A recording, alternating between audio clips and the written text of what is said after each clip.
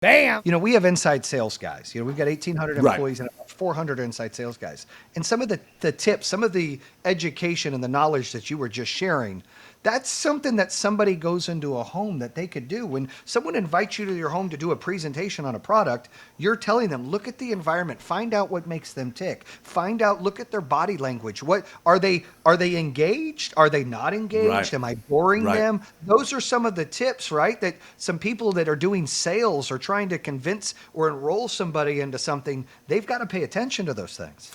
Yeah, so listen, the first thing you want to be doing as you go into somebody's environment, whether it's home or office, or we're meeting in this environment here virtually, the first thing you want to do is get alignment with them. Before you even start to read their body language, start to get a sense of, will they join in with my body language? Will they, and can I join in with their body language?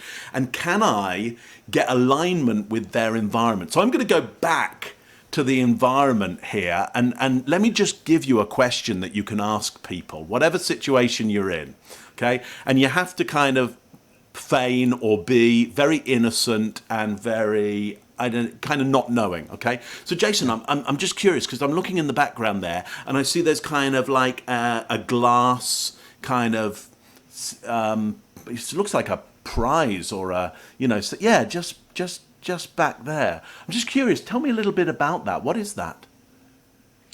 Well, that is Entrepreneur of the Year award from Wow. Ernst and Young. So he's kind of a big deal. Wow. And then you're getting me to talk about myself, which is Right. then getting me Right. excited and elevating my Right. energy. Right, I love it. Absolutely. So now I've elevated you because I've got you. Because my guess is you wouldn't have it there if you were disappointed by it. Okay, you have That's it there true. because you say this says something about the world that I value, the world that I think is so important. So here's what I'm going to do, Jayson, because you just gave me some data information. Entrepreneur of the Year, Ernst and Young. That's just data. That's like who, what, Yeah. when, okay, and then you gave me what we call evaluative data. You said something like that. So that's really important. I think you said that's really.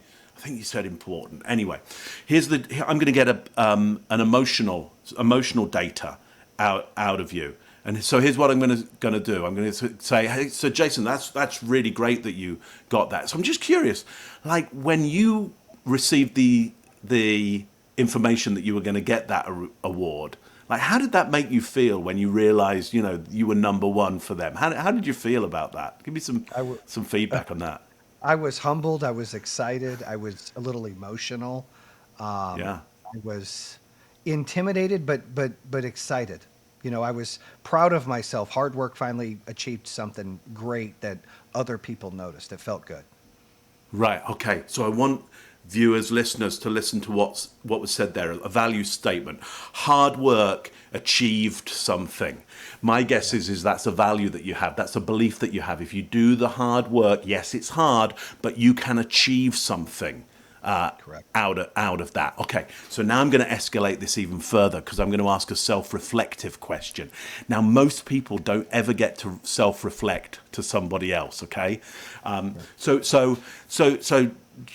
Jayson, here's what I'm interested in. You said you were humbled but you're somebody who wants to be number one, and yet you were humbled by this. Like, what do you think that says about you? Somebody who is striving to achieve, but when they do achieve, they're still like, wow, like that is humbling. So what does that say about you? That I'm not arrogant. I think that I love success, but I'm not bigger than the moment. I appreciate the moment. I don't stay and celebrate too much because I want to keep going, but uh, I get a little embarrassed. I get a little shy of making it about me because it's not just me that achieved it. The team, the company, the people that support me, that gets me there. So I always, it makes me, I think, selfless, more selfless being humbled. Interesting. Okay, so I want people to listen and see what happened to Jayson there. His voice changed. Okay, that's non-verbal. His voice changed. Yeah, it wasn't that kind of really big Jayson that we had right at the start, entertaining you. He became self-reflective. Okay, and here's the most important, the two big important things: the value of team. because he kept repeating that idea of team. So instantly I go, okay, team's really important to him, super important. And he said what he isn't. I'm not arrogant. Okay, so here's what I know I'm able to do. I'm able to attach good ideas to Jayson around team, and we're going to do this for the team, and it's all about the team. And bad ideas we're going to attach to arrogance, and we're going to say, yeah, wouldn't it be a little bit arrogant to do that, or don't you think that marketing from that other company it's a bit arrogant? Yeah. And so as Jayson hears that word arrogant, you're seeing him doing disdain. Okay, so it's even showing up for him. Anyway, I hope that was interesting for you, That was Jayson, to interesting. just You're go right. through that process. My voice went down, and I was a little bit humble talking about it. And I think the listeners need to know that when you're in a sales call, or you're trying to get a girlfriend, or you're trying to, get something you want, you're in an environment like that, they need to listen to some of those tips, because that is spot on. And it's about making a friend, but it's understanding what's important to them and bringing that guard down, right? Because there's usually a guard in there when people show up. You got to bring that guard down.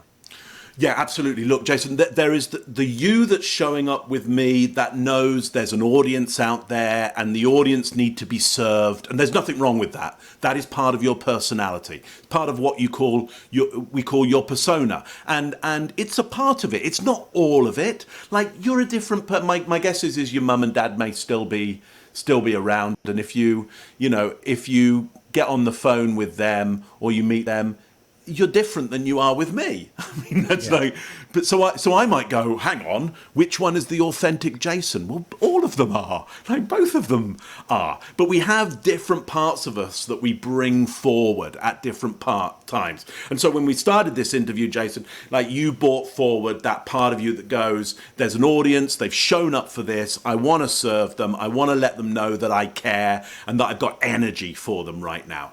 But then as we went into this interview and I started talking to you about that self-reflection, that values piece, a different part of your personality came out, which is the one that thinks about itself and thinks about, like, what's right, what's the right way to be, the right thing to do.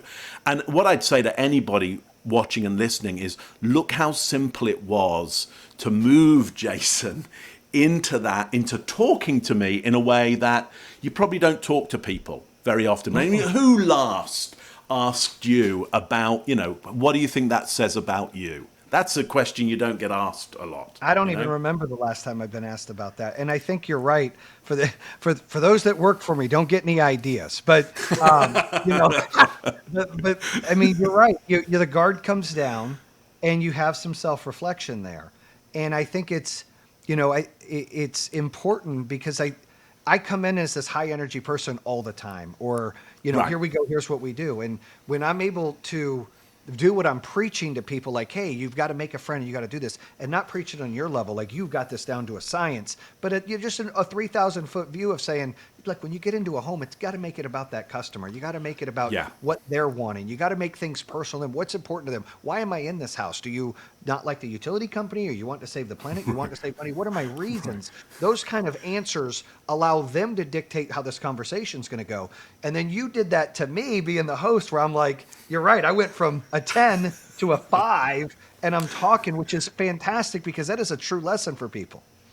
Yeah, look, and it's so easy to do. And if you've got the advantage of getting in people's homes, the thing is this is the environment that they get to make the most decisions over. Yeah, I mean, they've got budgets to make those decisions, and they've got walls in certain places that they're not going to knock down, But essentially, they have made some decisions. And so when you're able to look at that background, and first of all, you need the body language of acceptance. The moment you walk in, whatever you see in their behaviors and what they've set up, you just want to be thinking to yourself, yes, good, all right, great. Just have lots of positive vocabulary going on in your head as you walk into that space, because their unconscious mind is watching you. It's watching to see, are you a member of my group or are you an outsider? Because if I see that you're a member of my group, which simply says you accept my world, you might not agree with it, but you accept it. You accept what I've achieved or what I've designed here, that means that you could be a trusted advisor to me, that I would pay more attention to your viewpoint rather than somebody who may well be more intelligent, what may well have, on paper, better product or service.